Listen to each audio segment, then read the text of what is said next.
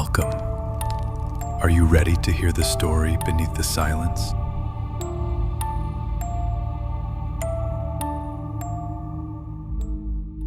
The guest book at the mountain hut was full of survival rules. By the time I noticed this, it was already too late.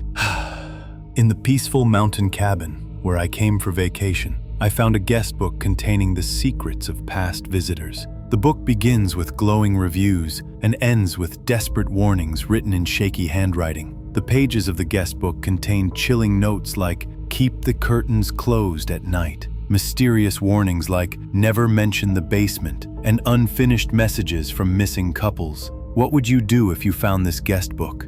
This story will reveal how an ordinary vacation getaway turned into a nightmare and the terrifying secret hidden in the guest book. Stay with us until the end, because this house's past is far darker than you could ever imagine. My name is Jason. For months, Emily and I had been dreaming of that perfect vacation, where we could escape the city's endless noise, stress, and crowds. When we saw that listing online, we knew we'd found what we were looking for. A charming wooden cabin with a fireplace, nestled in the heart of the forest, just a half-hour drive from the nearest settlement. It promised peace and quiet. When we arrived at the house, we found more than we had been promised. The fresh scent of pine, the whisper of the wind through the leaves, and that unique feeling of being completely cut off from civilization. But despite this tranquility, I felt a tension that I couldn't explain rationally. The owner of the house, Mr. Collins, greeted us at the door. In his 60s, he was a man with a fatherly smile that instantly inspired trust. Welcome, young people. The house is yours. Make yourselves at home. I'm staying in the little cabin just down the street, but I'll never disturb you. Your privacy is of the utmost importance to me. I strongly advise you not to go into the garden at the back of the house. It's quite old and could be dangerous. He showed us around the house, gave us the keys, and wished us a good stay before leaving. At that moment, everything seemed perfect, but his final remark left me with an uneasy feeling. That evening, we lit the fireplace, opened our wine, and felt the weight on our shoulders lift for the first time in years. It was then that I noticed the old leather-bound notebook sitting on the small table next to the fireplace. On the cover, in elegant handwriting, it read, "Our guest book." "Look," I said to Emily, "how nostalgic." I opened the book. The first pages were as we expected. They were filled with cheerful notes left by happy couples and families. "What a wonderful weekend. We'll be back. The view is breathtaking. Mr. Collins is a wonderful host." I smiled as I turned the pages, until I came to a comment from about a year ago.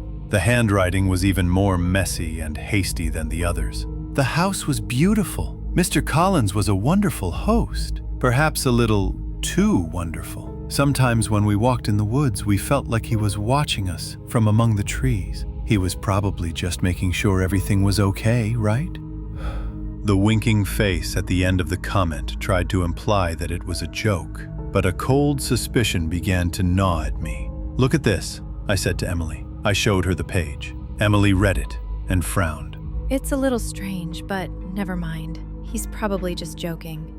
I closed the notebook, but that sentence had lodged itself in the back of my mind. That night, as I looked out the large window of our bedroom into the pitch-black darkness outside, I thought I saw movement among the trees. It was just a momentary glimpse. "You're imagining things, Jason," I whispered to myself. "Don't be paranoid." The next day, I picked up the notebook again. It was as if something was pulling me toward it.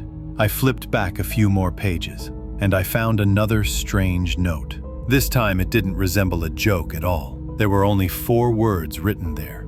"Keep the curtains closed at night." That evening, I stubbornly made Emily close all the curtains. What's going on, Jason? It's like we're in a box. I showed her the note. She rolled her eyes but said nothing. At midnight, I woke up to a tapping sound. It was coming from the porch. It sounded like someone was walking slowly on the wooden floor right in front of the window. Emily had heard it too. We both held our breath.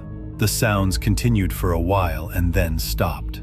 We didn't blink until morning. When morning came, we gathered our courage and went outside. On the porch, on the ground wet from the rain that had fallen during the night, there were large, muddy boot prints that did not belong to us. The prints stopped right in front of our bedroom window, then disappeared into the forest.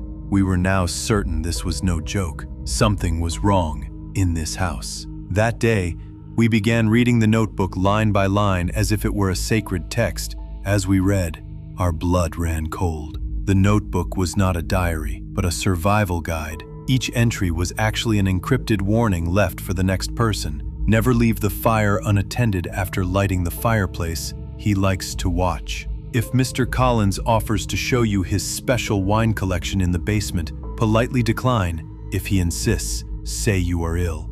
He has the keys. He comes in while you are asleep. Hide your valuables. The most frightening thing was a note written in shaky handwriting, dated about 3 years ago. My name is Mark. My wife and I are here. We found this notebook too late. She knows everything. What we talked about, what we did. We can't get out of here. If you're reading this, please call the police. Behind the house. The rest of the sentence was illegible due to the ink smudging. Emily's face was as white as chalk. We're leaving right now, She said. We quickly began gathering our things. Just as we were about to walk out the door, Mr. Collins's cheerful voice rang out from the porch. Neighbors, I hope you're having a nice vacation. He appeared at the door holding an old bottle of wine with the cork still intact. He had that sincere smile on his face. I brought you the best wine from my cellar for a farewell toast. Come, let's drink together in the basement. Our hearts felt like they were going to stop. We remembered the warning in the notebook. Thank you very much, Mr. Collins. Said Emily, trying to hide the tremor in her voice. But we need to return to the city immediately. It's a family matter. The sincere smile on Mr. Collins' face froze for a moment. His eyes narrowed like a hunter's, but he quickly composed himself. Oh, I'm so sorry. He said, his voice tinged with false politeness. I hope it's nothing serious. Then, would you like to sign our guest book before you leave? I'm a stickler for tradition. I enjoy reading my guests' memories. It wasn't a question. It was an order. I felt Emily squeeze my hand. We both knew that the only way out of here was to play along. Of course, I said, trying to hide the tremor in my voice. What do you mean, gladly? Mr. Collins stepped aside and let us in. The notebook was still on the table next to the fireplace. The pen lay beside it. I picked up the pen. Emily watched me with fearful eyes. Mr. Collins stood on the porch, observing us with the calm, confident demeanor of a tiger watching its prey. What should I write? I knew that every word was a test for our lives. I began to write in my happiest, most convincing handwriting.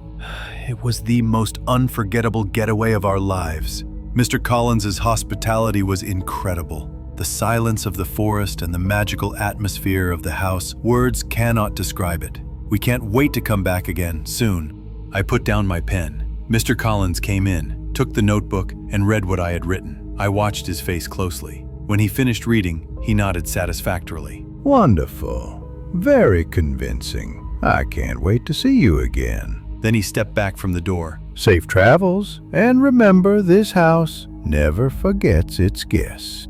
I don't remember how we left that house, how we got into the car, how we fled down that dark forest road without looking back even once. The only thing I remember is the tearful relief we felt when we entered the city and saw the lights of civilization. The next morning, our first task was to go to the police. At first, they didn't believe us, but we insisted. We told them about the guest book, the coded warnings, Mark's unfinished note. The phrase, "Please call the police," behind the house, finally caught a detective's attention. They decided to send a team. The wait felt like a lifetime. 2 days later, that detective called me. Mr. Jason, you were right. We arrested Mr. Collins last night. We also seized the guest book as evidence. What about Mark's note? That note solved everything. We found an old well behind the house, hidden among dense trees and covered with planks.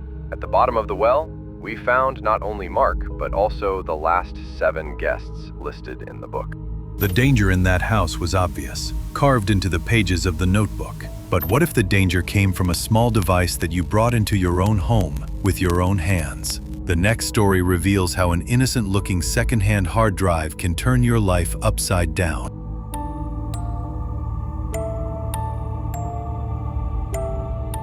I bought a used hard drive. Opening that folder was my biggest mistake.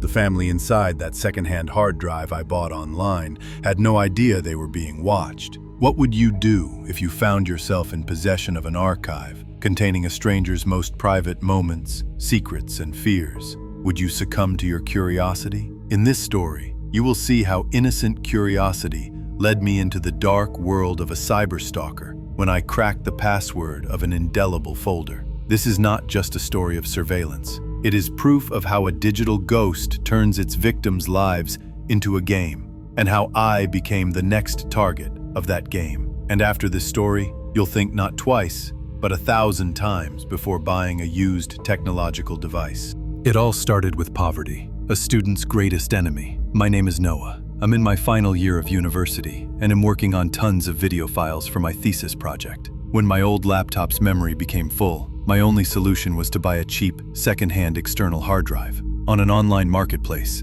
I found an ad for a 2-terabyte disk, priced at nearly 1/3 of the market rate. What a great deal, I thought. I had no idea how wrong I was. I bought the drive from a hooded, quiet man whose face I could barely make out at a café in the city center. He didn't say a word, just took the money and left the drive on the table before walking away. At the time, I didn't find it odd. After all, that's how these kinds of sales go. When I got home and plugged the disk into my computer, the first thing I did was clean it out completely. But one folder wouldn't delete. Its name, Family Project. It also had a lock icon on it. It was encrypted. The curious engineer inside me couldn't ignore this challenge. After a few hours of effort, I managed to crack the password using a simple coding trick. The password was the word watch. The small sense of victory I felt at that moment turned into a cold knot in my stomach. The folder opened. It was filled with hundreds of video files, sorted by date. I opened the first video. It showed a family watching TV in their living room.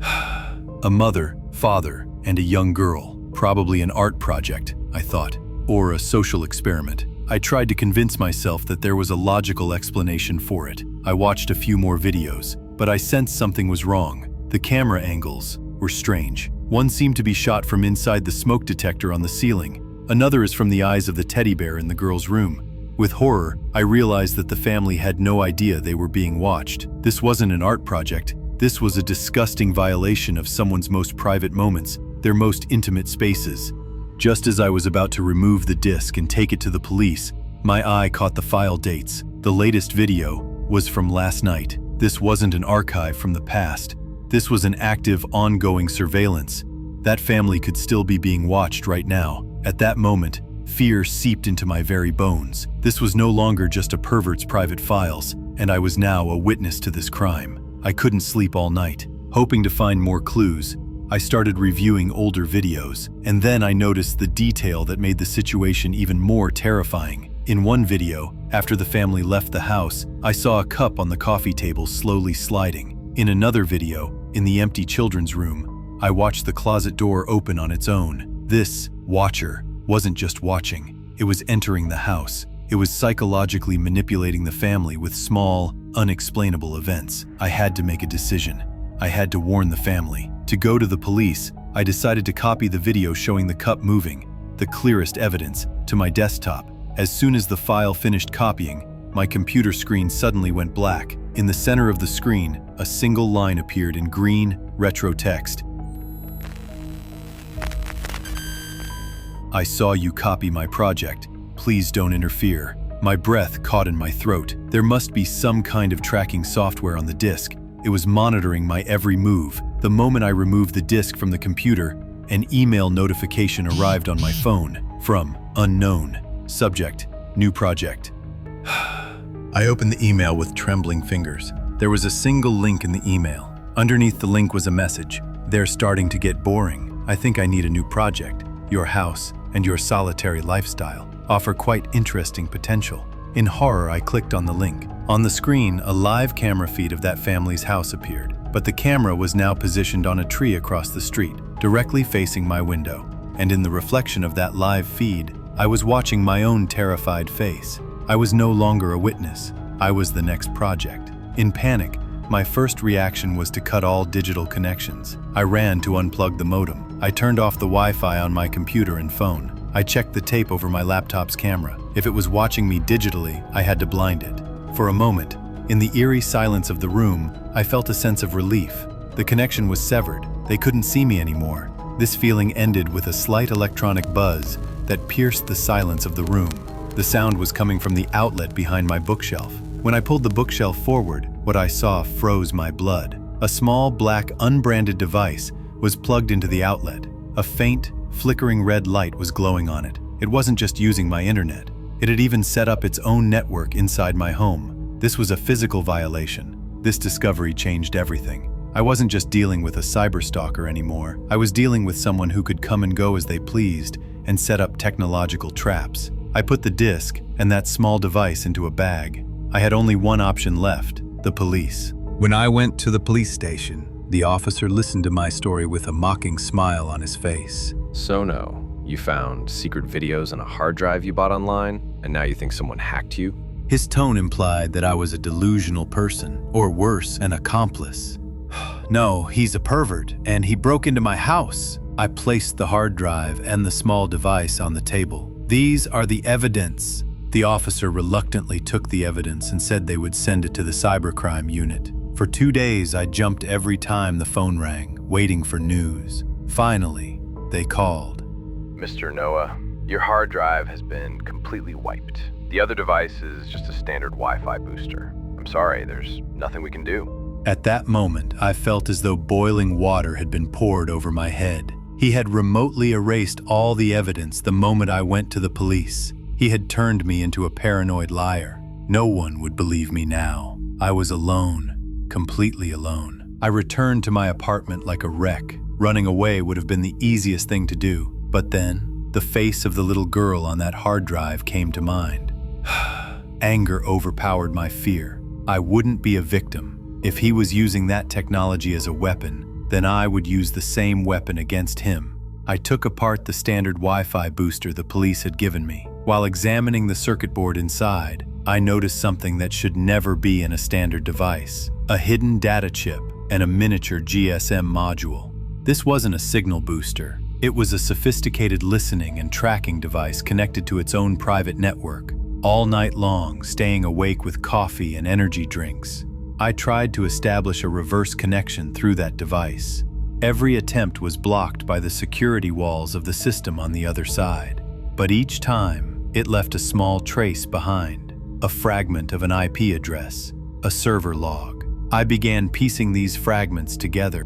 I succeeded in the early hours of the morning. I had broken through the net. Before me was the root directory of the server where all of his family projects were stored. Dozens of folders, dozens of families, dozens of stolen lives, and most importantly, the geotag data showing the physical location of the server. He was in a quiet, detached suburban house outside the city. I sent all the data I had, that single video file, the IP addresses and the location, to the city's largest newspaper and the cybercrime unit via an anonymous email. I added just one sentence at the end of the message. You think your family is safe, but he is watching you. 2 days later, it was in the news. It was reported as a breaking news story with the headline, "Hacker House in the Suburbs." The police had raided the house following an anonymous tip. Inside, they had apprehended the silent, hooded man who had been spying on dozens of families for years, recording their lives as an art project and playing psychological games with them. The house was like a museum of obsession, filled with hidden cameras, tracking devices, and personal belongings stolen from his victims. In the news, there were images of one of the rescued families that I had seen on the hard drive. They were hugging each other and crying. They were free. I deleted the last file on my computer. The hacker had been caught. The nightmare was over. But sometimes, when I'm working on my laptop at night, that little green webcam light flickers on and off for a moment, and my heart still skips a beat. You realize that some memories are never completely erased from your mind. A stranger watching you from behind the screen was already unsettling enough. But this time, if that stranger you see every day is intruding into your life with those unsettling gifts left in the tip jar, the next story reveals the cold face of this obsession.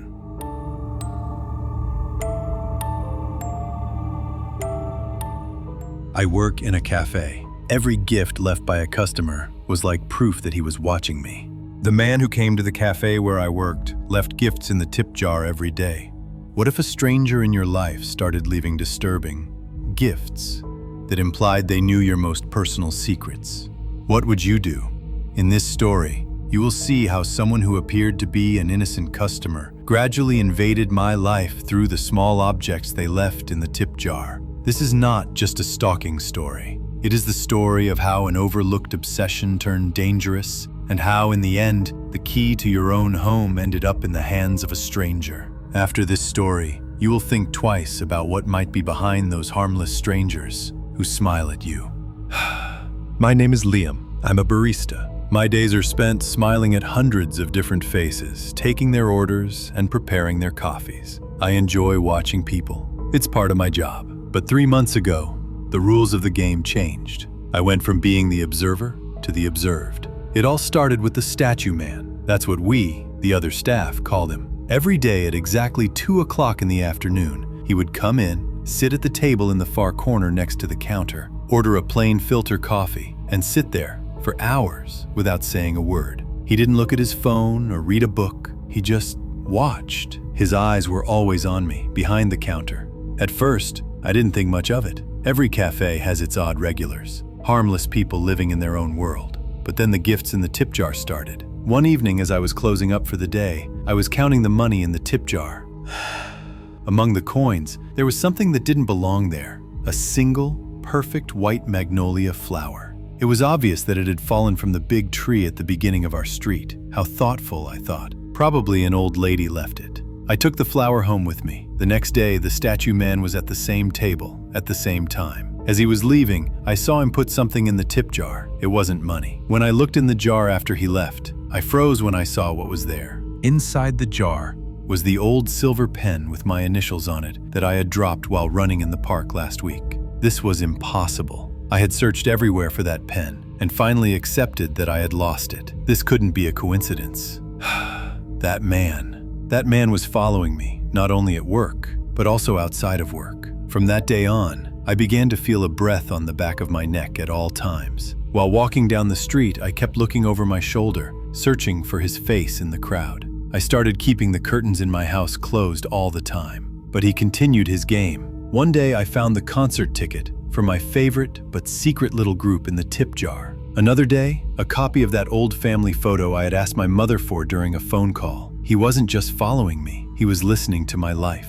He knew my conversations, my secrets, everything. I had to be sure I wasn't going crazy. I decided to do a test. That day, when no one else was around, I pretended to complain to my coworker Olivia, saying, "I lost my favorite lighter last night and I'm really upset." I had never owned a lighter. The next day, the statue man came again. He drank his coffee again. He watched me for hours again. As he left something in the tip jar again. After he left, I reached into the box with trembling hands. Inside was a brand new lighter of the same color and brand I had described to Olivia the day before. There was no doubt now. He was listening to me. This cafe was no longer a workplace for me. It was a trap.